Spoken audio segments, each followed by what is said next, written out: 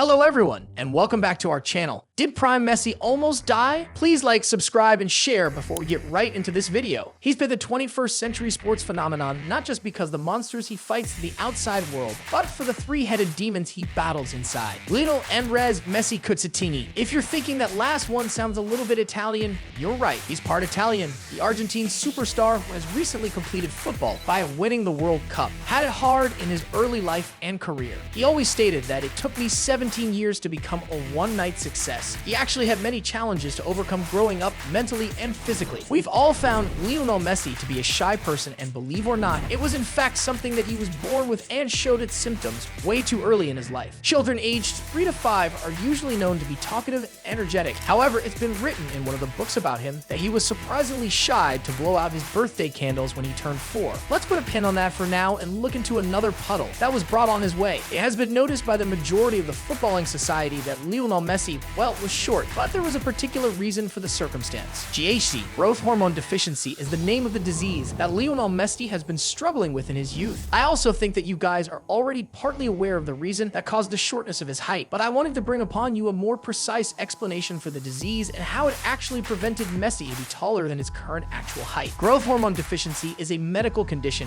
characterized by insufficient production of growth hormone by the pituitary gland, which is located at the base of the brain. Growth hormone plays a crucial role in stimulating growth, cell reproduction, and regeneration in humans. When the body does not produce enough growth hormone, it can lead to various physical and developmental issues, particularly during childhood and adolescence. Symptoms of growth hormone deficiency in children may include slowed growth rate. Children with GHD may grow significantly slower than their peers, resulting in short stature. Delayed puberty. GHD can delay the onset of puberty, leading to delayed development of secondary sexual characteristics. Reduced bone density. Insufficient growth hormone production can affect bone density and increase the risk of fractures. Increased body fat. Children with GHD may have an increased amount of body fat, particularly around the abdomen. Delayed tooth development. GHD may also delay the eruption of permanent teeth. Growth hormone deficiency, or GHD, occurs when the pituitary gland fails to produce enough growth hormone, which is essential for various bodily functions, particularly growth and development during childhood and adolescence. Here's how GHD affects the body. Growth and development. Growth hormone plays a crucial role in stimulating growth, cell reproduction, and regeneration in humans. In children with GHD, insufficient levels of GH can lead to slowed growth and development, resulting in short stature and delayed puberty. Body composition. Growth hormone also influences body composition by regulating the distribution of fat and muscle mass. In individuals with GHD, there may be an increase in body fat, particularly around the abdomen, and a decrease in muscle mass and strength. Bone health. Growth hormone is essential for bone growth and development. Insufficient GH production can affect bone density and increase the risk of fractures, leading to weaker bones in children and adults with GHD. Alright, now that we've been acquainted a little bit more with the disease that may have created world's best football player in the history, let's take that pin off. So if a disease is this strong and severe, the treatment, although possible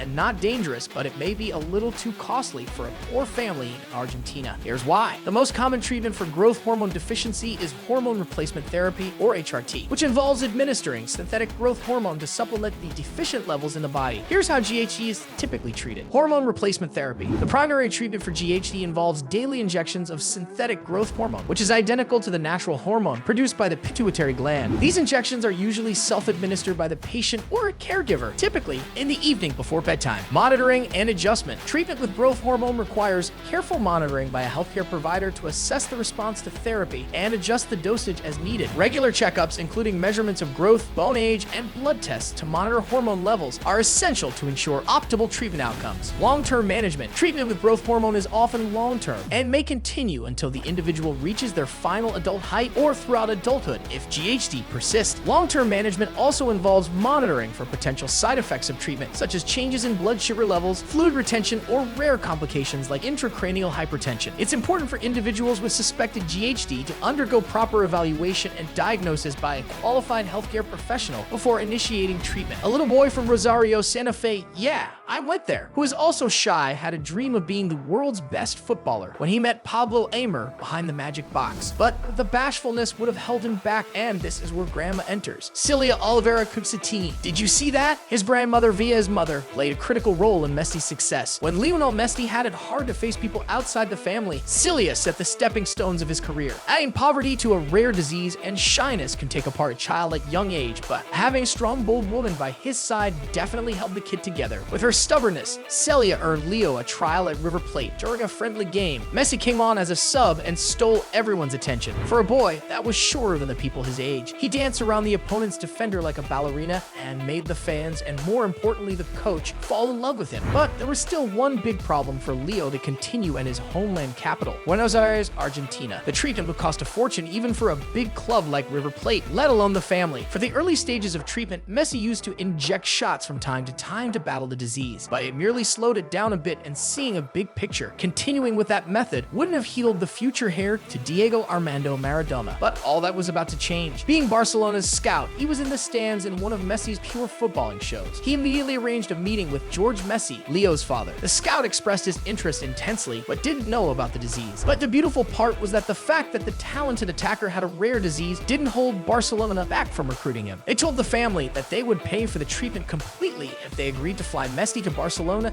and pen a contract as soon as possible. Maybe they knew that if they delayed unnecessarily, other super clubs from all around Europe would find him out and steal him from under the nose of Barcelona. So they didn't waste any time and prepared the first contract for Messi on a napkin at the restaurant where they were having lunch. Messi started in the Barcelona Academy La Masia, side by side with the likes of Andres Iniesta, Cesc Fabregas, Gerard Piqué, Pedro Rodriguez, Sergio Busquets, and many more. As he didn't have enough problems back home, Fabregas and Piqué actually decided to pick on him in the first days and give him a hard time. But they didn't know that a boy who overcame disease, poverty, and migration is not that shy while having a ball on his feet, as he would show on his face and outside of the pitch. They tried to tackle Messi at the same time and form opposite directions, but Leo dribbled them both, tied them together, and left them in the awe of his skills and genius. Not so much longer than that, they both escaped to England. Well, we all know that this is not the main reason, but let's have a laugh, as Piqué went to Manchester United while Fabregas became another young starlet under Arsene Wenger in North London at Arsenal, who tried so hard to sign both Messi and Ronaldo when they were still young. Leo would keep on the hard work to finally become a world-class player while getting a treatment, and finally the time has come. Only a couple of months later than the day Barcelona hijacked Ronaldinho for Manchester United and Real Madrid. November 16th, 2003 was the day that cool starlet would make his debut at the age of 16. Short height, long hair covering his eye, and number 30 on his back, Lionel Messi played his first game for Barcelona, and the rest, as they say, is history. Now that we have watched the video, we know that hopefully death has not circled him. He just had trouble growing his height, and maybe this gave him the physical advantage. After all, the lower center of gravity helped him to have more control on the ball than the opponent. He maybe have been the shortest guy on the pitch, but he reached higher than maybe everybody else. Make sure to hit subscribe button as well as liking the video and share with your friends. Thanks for watching. We've all found Lionel Messi to be a shy person, and believe or not, it was in fact something that he was born with and showed its symptoms way too early in his life. It has been noticed by the majority of the footballing society that Lionel Messi, well, was short, but there was a particular reason for the circumstance. GHD, growth hormone deficiency, is the name of the disease that Lionel Messi has been struggling with in his youth. When Lionel Messi had it hard to face people outside the family, Cilia set the stepping stones of his career. With her stubbornness, Celia earned Leo a trial at River Plate during a friendly game, but there was still one big problem for Lionel Messi to continue at his homeland capital, Buenos Aires, Argentina. George Messi, Leo's father. They tried to tackle Lionel Messi at the same time and form opposite directions, but Leo dribbled them both, tied them together, and left them in the awe of his skills and genius. Lionel Messi would keep on the hard work to finally become a world-class player while getting a treatment, and finally, the time has come.